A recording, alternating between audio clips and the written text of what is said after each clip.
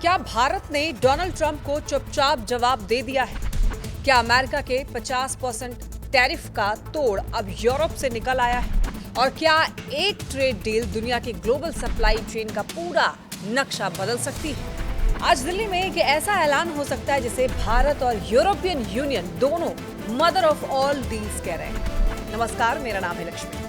देखिए, ये जो डील है 200 करोड़ लोगों का साझा बाजार बनाएगी, दुनिया के करीब 25% जीडीपी को कवर करेगी और माना यह जा रहा है कि इससे ट्रंप के टैरिफ वॉर को सीधी चुनौती मिलेगी। लेकिन असली सवाल यह है कि ये डील है क्या? आपकी जेब पर इसका क्या असर पड़ेगा और क्या भारत सच में अमेरिका पर अपनी निर्भरता कम कर पाएगा? तो आइए सबसे पहले समझते हैं कि फ्री ट्रेड एग्रीमेंट यानी एफटीए होता क्या है। देखिए, जब दो या उससे ज्यादा देश आपस में ये तय कर लेते हैं कि वो एक दूसरे के सामान और सेवाओं पर टैक्स, पाबंदियां और दूसरी रुकावटें कम करके या फिर खत्म करेंगे, तो उसे एफटीए कहा जाता है। आसान शब्दों में कहें तो एफटीए व्यापार का टोल फ्री हाईवे होता है। भारत देखिए पिछले 4 साल में यूके, ओमान, ऑस्ट्रेलिया और न्यूजीलैंड समेत 7 एफटीए साइन कर चुका है। अब इसी कड़ी में यूरोपियन यूनियन के साथ होने वाली ये डील सबसे बड़ी मानी जा रही है। इस समझौते को मदर ऑफ ऑल डील्स कहे जाने की पहली वजह इसका स्केल है। यूरोपियन यूनियन 27 देशों का समूह है और दुनिया का सबसे बड़ा ट्रेड ब्लॉक माना जाता है, जबकि भारत दुनिया की सबसे बड़ी अर्थव्यवस्थाओं में से एक है। दोनों साथ आते हैं तो करीब 200 करोड़ लोगों का बाजार बनता है, जो दुनिया की लगभग 25% जीडीपी को कवर करता है। दूसरी वजह इसकी टाइमिंग है। इस वक्त दुनिया अमेरिका और चीन के विकल्प तलाश रही है। ट्रेड वॉर, टैरिफ और जियोपॉलिटिक्स ने ग्लोबल बिजनेस को अस्थिर कर दिया है। तो ऐसे में भारत और ईयू का करीबाना पूरी सप्लाई चेन को नया रूप दे सकता है। तीसरी वजह यह है कि अभी भारत और यूरोपियन यूनियन के बीच करीब 12,05,000 करोड़ रुपए का व्यापार होता है, जो कि एफटीए के बाद दोगुना होने की उम्मीद है। दिलचस्प बात यह है कि भारत और यूरोपियन यूनियन के बीच ये डील कोई नई सोच नहीं है। इसकी बातचीत पहली बार 2007 में शुरू हुई थी। तब इसे बीटीआईए यानी कि broad based trade and investment agreement कहा जाता था। 15 दौर की बातचीत हुई, लेकिन 2013 में मामला अटक गया। वजह ये थी कि यूरोपियन यूनियन अपने 95% से ज्यादा एक्सपोर्ट पर टैरिफ खत्म कराना चाहता था, जबकि भारत सिर्फ 90% तक तैयार था।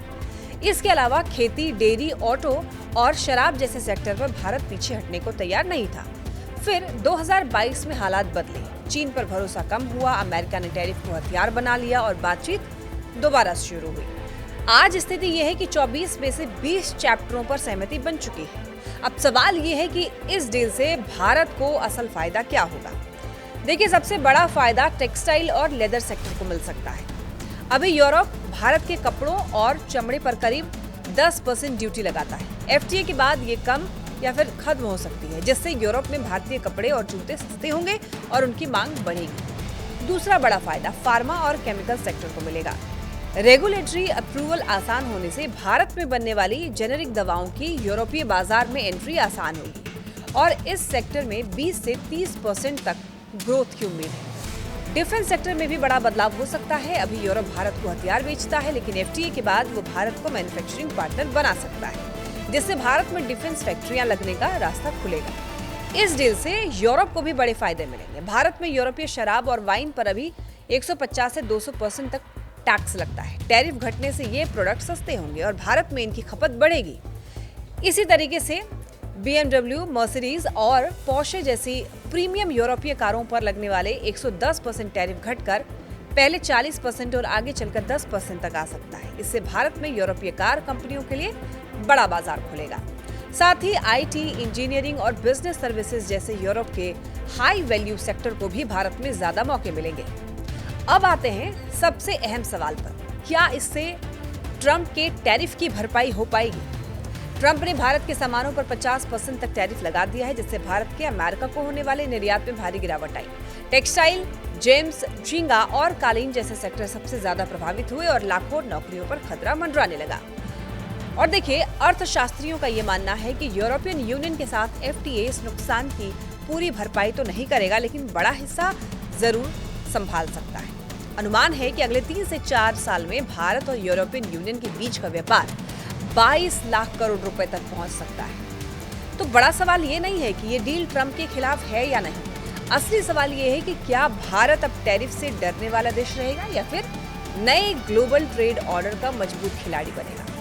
यूरोपियन यूनियन इंडिया एफटीए सिर्फ एक आर्थिक समझौता नहीं है, बल्कि ये एक रणनीतिक संकेत है कि भारत अब केवल एक्सपोर्टर नहीं है बल्कि ग्लोबल सप्लाई चेन का अहम केंद्र बनना चाहता है। शायद यही वजह है कि इस डील को बिना किसी झिझक के कहा जा रहा है मदर ऑफ ऑल डील्स।